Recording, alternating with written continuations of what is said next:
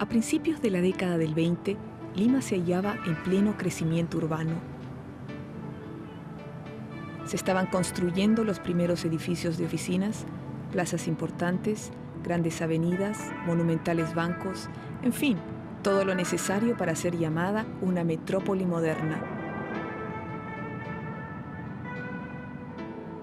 Hasta ese entonces, Lima, con 300.000 habitantes, había sido una ciudad tranquila y muy conservadora. Este repentino impulso por desarrollar Lima atrajo la atención de muchas familias del interior del país, y entre los primeros migrantes que llegaron a la capital buscando un mejor porvenir estaba la familia de Sarita Colonia, quienes venían de Belén, un pueblito enclavado en el callejón de Huaylas, al norte de Lima, en la ciudad de Huaraz. Sarita era la hermana mayor de 3 hermanos, y al iniciar el viaje tenía apenas 10 años y unas ganas muy grandes de vivir la aventura de llegar a la capital del Perú. Sarita Colonia es una mujer pequeña, cholita, pobre. Probablemente no reúne las calidades para ingresar en el reino de los cielos o el de los santos, donde dicen que hay mucha vanidad. Pero la gente, los vendedores ambulantes, el sector informal, la gente que no tiene un empleo, la inventó. Fue un 1 de marzo, cuando vino a este mundo, una hermana muy humilde, buena y cariñosa, siempre bondadosa. Sarita era su nombre, Colonia su apellido, quien de la tierra se ha ido, llamada por el Señor. El motivo fundamental por el cual la familia Colonia viajó de Huaraz a Lima fue por necesidad de trabajo. Mi familia estaba integrada por mi padre, don Amadeo Colonia Flores, y doña Rosalía Zambrano, y sus 3 hijos, Sara, Esther y Hipólito. Pero fue un viaje sumamente duro, difícil y problemático. Por las razones siguientes, porque no había carretera en esa época.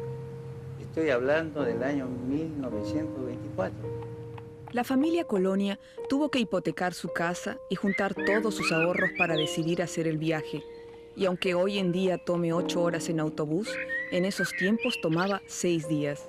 Mi devoción por Sarita es creer en ella, que me ha salvado de la muerte a mis hijas, a mi esposo, me ha dado mucha felicidad, ha cumplido lo que yo le he pedido. A mi esposo es guardia civil, a él le ha salvado a veces de la muerte. Lima estaba celebrando apoteósicamente el centenario de su independencia y había que modernizarla bajo los conceptos europeos de gran ciudad, y para lograrlo había mucha necesidad de mano de obra. Don Amadeo Colonia no tardó en conseguir trabajo como carpintero en construcción civil. Era la época del presidente Augusto B. Leguía, quien se convirtió en el gran rediseñador de la ciudad capital y el responsable de renovar la economía del país. La fe mueve montañas, pero para conseguir algo. Nadie suplica a los santos para dar algo de lo que les sobra. Todos suplicamos para pedir algo de lo que nos falta. Y entonces la fe es una mano extendida que del cielo parece que está dando, pero de la tierra se ve que está pidiendo. En el mausoleo de ella, el cual soy padrino, está lleno, ya no caben sitios de recordatorios, motivos de milagros que han ocurrido. Y eso tiene que ser cierto. Nadie gasta en algo que no le ha sucedido. La posibilidad de acceder a mejores centros de estudio era otro de los atractivos de Lima. Muchas familias hacían sacrificios muy grandes para enviar a sus hijos a estudiar a la capital y así, con suerte, dejar el duro trabajo en el campo. Sarita, junto con su hermana Esther, fueron internadas en el colegio Santa Teresita, dirigido por una congregación de monjas francesas. Allí aprendió a leer, escribir y recibió una educación religiosa muy acorde con la época. La razón, el motivo por el cual mis hermanas entraron a este colegio internadas fue la enfermedad de mi madre. Como mi madre se enfermó y no tenía quien las cuidara, mi padre dijo, bueno, vamos a internarlas a estas chicas. Las internaron a las dos, pues. Ahí estuvieron estudiando y ahí parece que llegó a manifestar de una manera abierta ya la vocación religiosa de Sarita. Sarita Colonia no ha sido inventada por los intelectuales, no ha sido inventada por mí o descubierta a través de una novela. Sarita Colonia es una explosión de la gente más pobre, de la gente que menos esperanzas tiene.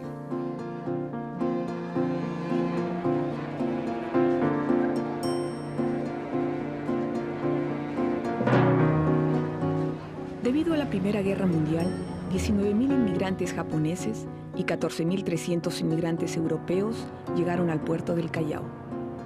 Encontraron una ciudad en la que todo estaba por hacer, y a finales de la década del 20, el 70% de los establecimientos comerciales eran suyos, así como algunos ingenios azucareros y algunos yacimientos mineros, pilares de la economía del país en esos tiempos.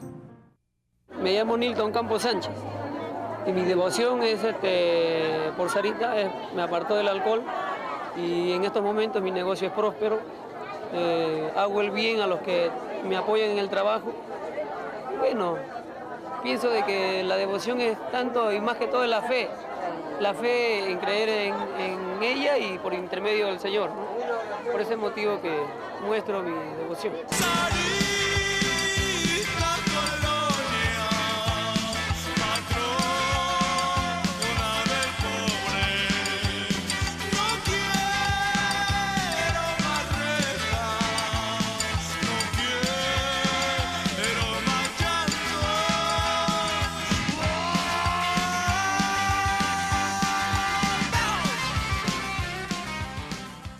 Bueno, parecía que mi padre presentía pues lo que iba a acontecer con mi madre. Entonces se apresuró a que nos tomáramos una fotografía toda la familia. Pues. Esa foto tiene una validez histórica para la familia. Era próximo ya al fallecimiento de mi madre. Quedó como testigo mudo de por quienes se debe integrar la familia. Doña Rosalía Zambrano murió en su tierra natal y su desaparición afectó tremendamente la vida de Sarita, quien por ser la mayor tomó la responsabilidad del cuidado de sus 3 hermanos menores, viéndose obligada a abandonar sus grandes deseos de vestir los hábitos. La familia Colonia había regresado a Huaraz y Sarita, con 15 años de edad, comienza a trabajar en una panadería, pero lo que recibe no le alcanza y al cabo de 4 años decide regresar ella sola a Lima, en donde había más oportunidades de trabajo. Era 1933. Para mí, ¿no? Yo pienso que tuvo la idea en la mente, dijo, no, yo me voy a Lima, acomodé el lugar, a trabajar y desde ahí, con mi trabajo, puedo sostenerlos a mis hermanos y a mi padre. Llegando a Lima, Sarita comenzó a trabajar, como muchas jóvenes, de empleada doméstica en casa de una familia italiana. Lima era una ciudad de oportunidades, pero solo para algunos. Los migrantes como Sarita estaban condicionados en esta época a trabajar como obreros, campesinos o en las casas como empleadas y mayordomos. Hay un libro de milagros en el cementerio. De 900 milagros, tú puedes encontrar que la mayoría no consiste en volar o atravesar paredes. Eso hacían los santos tradicionales. El milagro más importante es el de conseguir un puesto de trabajo en este país. Y ese es el milagro que generalmente sus discípulos le atribuyen a Sarita. Sarita dejó su trabajo en casa de la familia italiana y prefirió un trabajo independiente que le permitiera mejorar sus ingresos. Así que empezó a trabajar en un puesto de pescado que tenía una tía suya en el mercado central. Pero lamentablemente este negocio quebró. Sarita entonces decidió mudarse al Callao, que por esos años andaba desarrollándose con mucho éxito alrededor de los servicios portuarios.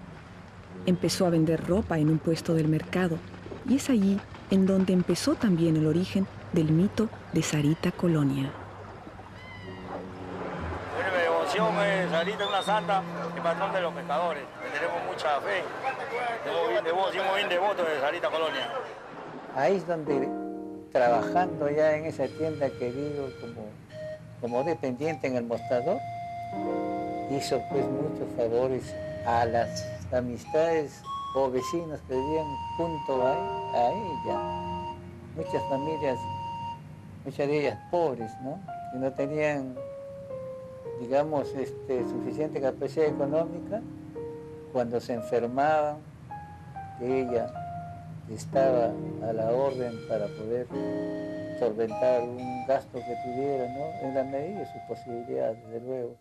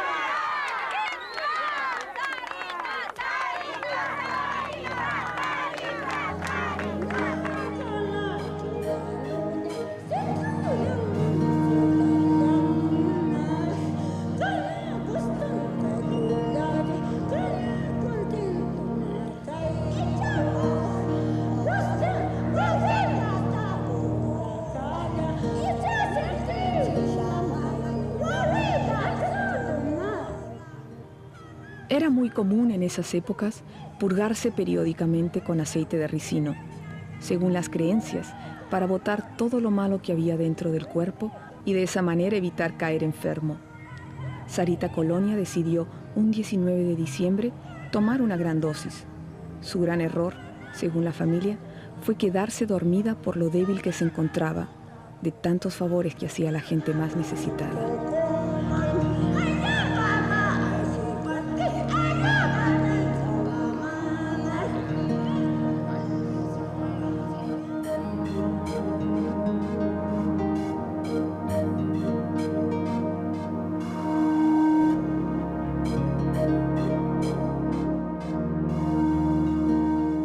Llegué a las 5 de la tarde del trabajo, la encontré inconsciente. El purgante la había subido a la cabeza. La llevamos acá al hospital, Carrión. Ahí se quedó internado a las 6 de la tarde. El doctor dijo, necesita transfusión de sangre. Ahí mismo buscamos a personas que le daba sangre. Ya no recibió, estaba grave. Día siguiente murió a las 4 de la mañana, el 20 de diciembre.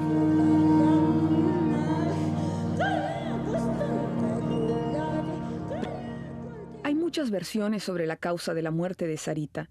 Los más apegados a los hechos hablan de que murió de paludismo, de meningitis o bronconeumonía, y la gran mayoría de sus devotos repiten una versión más sórdida, en la que aseguran que murió cuando intentaban violarla.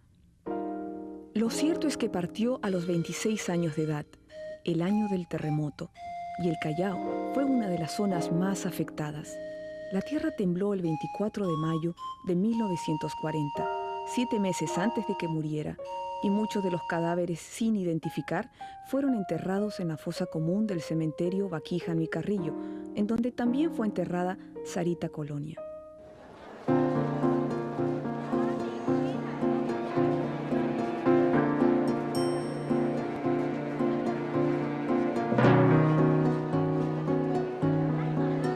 En 1940, la ciudad de Lima tenía 520.000 habitantes y el crecimiento demográfico desde esta fecha empezó a aumentar desproporcionadamente.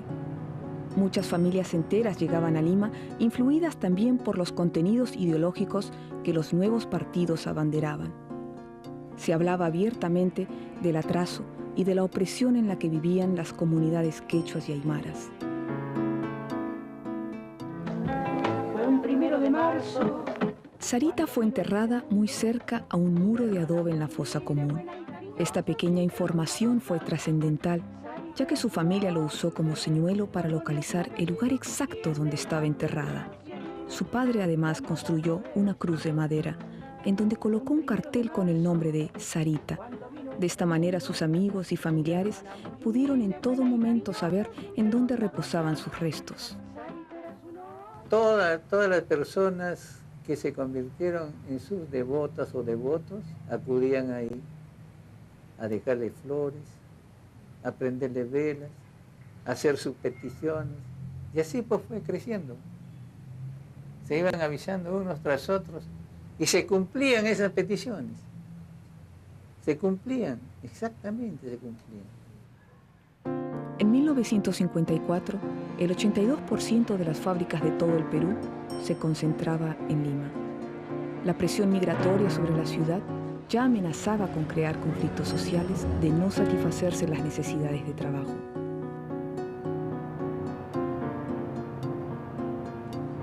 Durante la década del 60 y especialmente en la década del 70, Lima recibió nuevamente una gran cantidad de migrantes, motivados por el boom de la pesca que ubicó al Perú como primer exportador mundial de harina de pescado y por la política populista del general Juan Velasco Alvarado.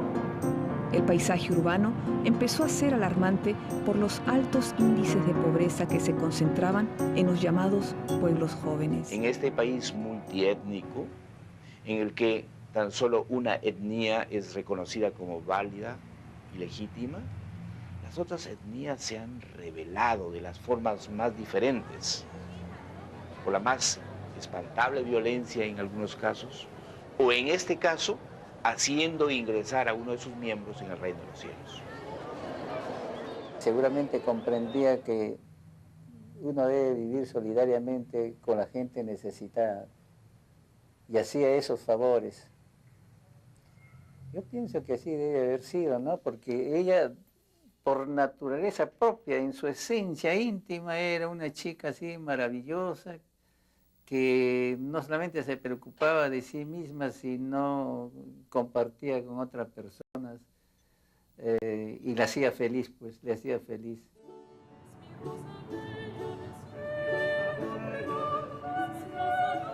Voy a aclarar un poco más si es que es posible llevar a los altares a Sarita Colonia o no. Fijémonos, toda persona que ha muerto con Dios está en el cielo.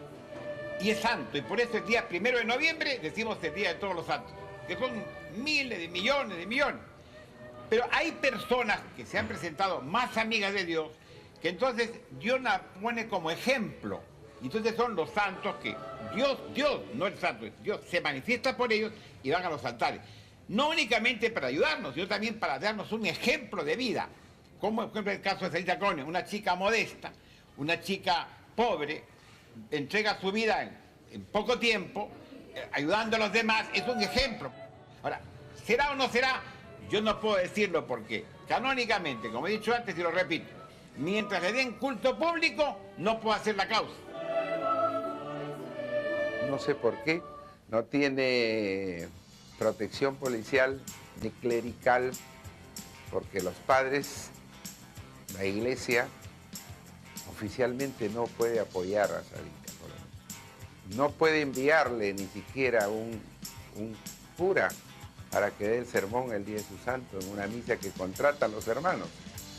Esas son cosas que a mí me dan mucho que hacer, pero que al pueblo le aumentan la fe y el hinchaje, digamos, son más hinchas todavía, le quitan todo, pues más vamos.